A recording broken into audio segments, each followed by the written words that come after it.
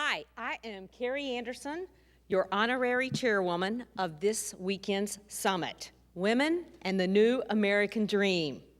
I am thrilled to be a part of this conversation about opportunities for women because my own story began 54 years ago on a tobacco farm in rural North Carolina. When we began construction on our home that I lived in and grew up, I told everyone, by the way, we're not just building a house, we're building a bathroom, because for the first 5 years of my life, we had outdoor plumbing. And at 5 years old, I will tell you, I also learned to drive the tractor in the tobacco fields. Little did I know that that experience on the tractor would prepare me for my first real paid job.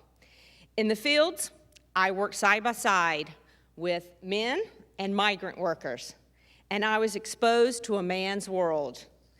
And as the concept of diversity, I had no clue both were not the norm. At 16 years old, after taking a week-long class, I began driving the bus to school. Now, at the time, I remember, I've got to get to school, I have no car, and, if you can drive the bus, why ride it? After all, my sister, who was 2 years older than me, Sherry, she had also driven the bus to school. So perhaps this really was my first lesson in leadership. Why ride the bus when you can drive the bus? I made 85% of a minimum wage, which was $1.85 per hour. And although my parents had focused on the importance of education, at 17, I was a senior in high school, and I had not applied for college. Instead, I got engaged. Yes, that's like planning to get married. As soon as I graduated from high school, it was my aspiration to buy a house trailer and settle down. At that time, in addition to finishing high school, I was also working in a local company called Carolina Biological Supply. And in the afternoons after school, I was the president's assistant, part-time secretary. And in that role, I was asked to help out with the United Way campaign through the administration of it. And in doing so, for the first time, I was exposed to the salaries of the other girls who worked after completing high school, now working full-time. I saw what they made, and it was eye-opening to me. I made minimum wage, which was now $2.10 an hour. Those girls who had been there and graduated, been there for a couple years, they only made 20 or 30 cents more per hour than I did. It was clear to me.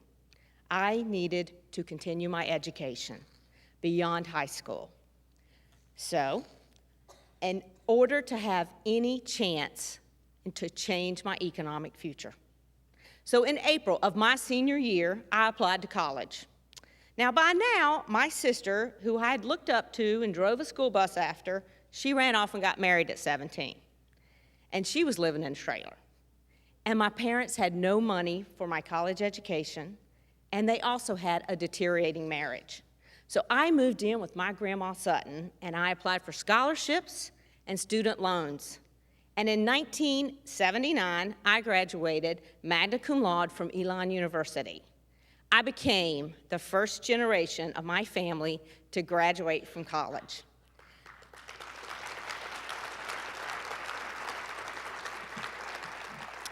And my commitment to lifelong learning was established. Now, the president that I worked for at Carolina Biological, he helped me get an interview with KPMG, which was what was then a Big 8 accounting firm. I would take an internship, not knowing if I had a job in 3 months.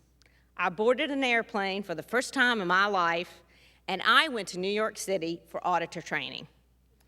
I studied, and I passed the CPA exam the first time.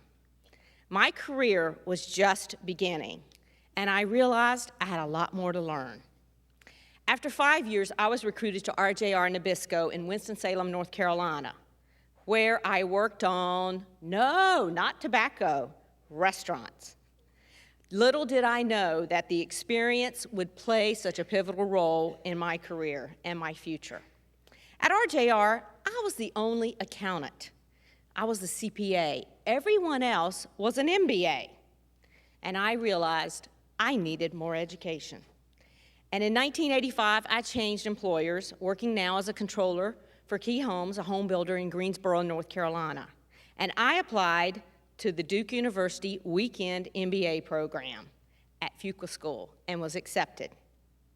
In September of 1987, I was recruited by Mel and Irving Schottenstein to M.I. Schottenstein Homes to come to Columbus, Ohio, and to be their chief financial officer. I asked Irving, I remember at the time of the interview, now exactly how far is Columbus, Ohio from the beach? And he said to me, only a plane ride away. So I want to share something really personal about me. I love red, and I love shoes, which makes me think often of a Cinderella quote. One shoe can change your life. Getting my MBA and moving to Columbus, Ohio changed my life forever. But it was a sacrifice to leave my family in North Carolina.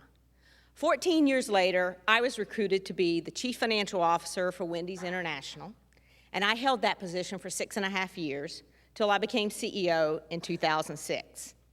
Today, I am a board member of Chiquita Laboratory Corp of America, P.F. Chang's China Bistro, and Worthington Industries, along with several nonprofit boards.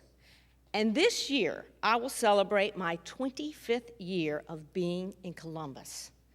I can honestly say that 25 years ago, I didn't think I'd be standing here as the former CEO of Wendy's International, a professional board member sitting on 4 public boards. But I have been flexible, I have taken risk, I have been open-minded, I have made sacrifices, and I have committed to lifelong learning. That is my opportunity story. And by the way, I did finally get married when I was 32 to a great guy, Doug Anderson, here in Columbus, Ohio. And by the way, my sister Sherry, she divorced a couple of times, but she went back and she got her college degree.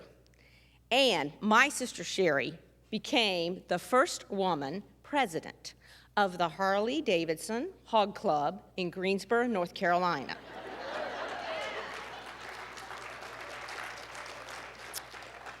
Tonight and tomorrow are about how we get women to drive the bus. Thank you.